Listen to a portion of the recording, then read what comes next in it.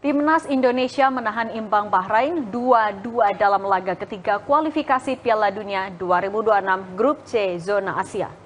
선수랑 바레인 선수 두 팀 다 뭐 마지막까지 열심히 잘 싸워줬고 마지막까지 잘 싸워줬지만 좀 아쉬운 부분 일단 뭐 네프리 얘기를 안 할 수 없고 좀 더 우리가 AFC가 발전하려면 그런 부분에 있어서 왜 그런 판정들이 자꾸 나오는지에 대해서 너무 이상하다 생각한다고. 경기를 안 봐서 묻는지 모르겠지만 왜 한다는지에 대해서는 직접 본 분들은 다 생각할 것이고 TV 중계 보는 사람들도 느낄 것이다. 6분 줬지만 6분 이상 훨씬 더 많이 보는 것은 잘못된 것이고 우리 선수들이 부딪히기만 하면 우리는 파울이고 왜 상대는 그냥 매 경기 그냥 진행하는지에 대해서 도대체 이해가 안 된다. Kemarahan Sinteyong atas kepemimpinan wasit Alkaf saat memimpin pertandingan Indonesia versus Bahrain terlihat saat waktu konferensi pers. Sinteyong menolak berjabat tangan dengan ofisial Bahrain dan mengkritik keputusan wasit sebagai bias.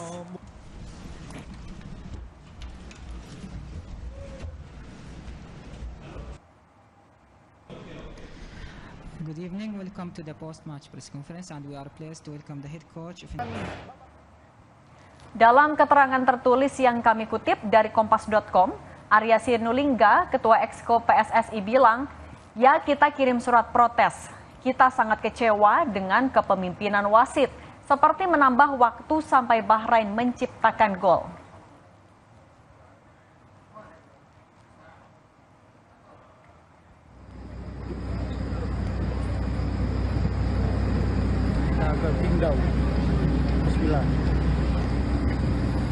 Usai pertandingan melawan Bahrain dengan hasil imbang, Timnas Indonesia langsung bergegas berangkat ke Qingdao, Tiongkok, bersiap menghadapi laga melawan Tiongkok Selasa 15 Oktober 2024. Malik Rizaldi minta doa masyarakat Indonesia agar meraih 3 poin saat berlaga Selasa besok. Sementara 2 pemain yang berhasil mencetak gol ke gawang Bahrain, Ragnar Oratmangun dan Rafael Strijk mengucapkan terima kasih atas dukungan masyarakat. 3 poin di Cina. Halo Garuda fans, saya baik-baik saja. Ini mau berangkat ke Cina untuk akan mendapatkan 3 poin. Hello Garuda fans, thank you for the support today in Bahrain. Now we are off to China and hopefully you will support us as well in China. Thank you. Thank you. Sepak bola, Roni Pangemanan. Bung Roni, selamat petang. Selamat petang, Cindy. Ya. Bu Roni, banyak sekali kontroversi yang dibahas juga oleh masyarakat Indonesia setelah nonton pertandingan kemarin. Kalau Anda mencatatnya kepemimpinan wasit tadi malam seperti apa? Iya, terutama bagaimana wasit melihat itu di babak kedua ya, ada masa injury time kan ketentuannya terjadi di 90+6. Kalau dia melewatkan itu sampai di 90+7 mungkin masih diterima. Ya, tapi kalau sudah lewat 3 menit pun ini akan menjadi pertanyaan besar. Sepertinya Ahmed Alkaf ini menunggu saat-saat yang pas sampai tuan rumah bisa mencetak gol. Sehingga dia tidak melihat lagi untuk menanyakan ke VAR apakah gol itu offside atau tidak.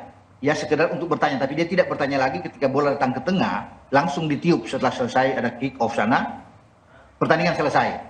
Ya, mestinya kan dia harus bisa bertanya di sini. Tapi ya itu sudah wasit, tapi menanyakan kepada AFC Alkaf ini dengan banyak hal-hal janggal yang terlihat tadi, pantas juga kalau STY mengatakan bahwa ini bias, sangat memalukan kepemimpinan wasit Alkaf sepanjang pertama di babak kedua. Begitu gol baru dia tiup di menit 90+10.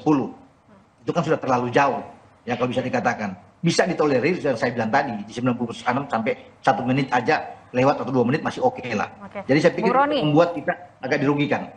Nah tapi kan Indonesia masih harus melawan Tiongkok hari Selasa. Bagaimana caranya agar timnas Indonesia tidak terlalu terpengaruh atau nanti bisa mengatasi adanya ini kan pasti berpengaruh juga kepada mental mereka, psikologis mereka. Seperti apa? Apa yang harus dilakukan?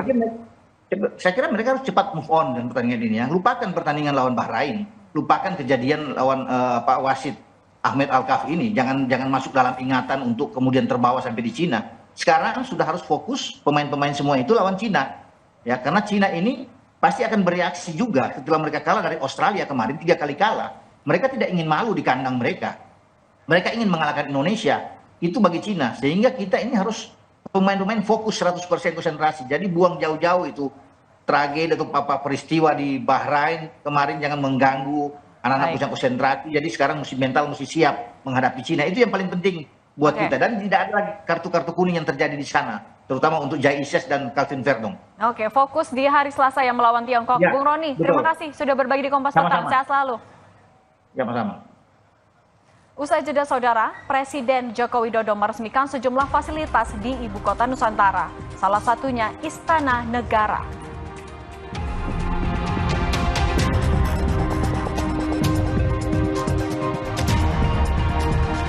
Presiden terpilih Prabowo Subianto mewanti-wanti para calon menterinya agar tidak mencari uang dari anggaran negara.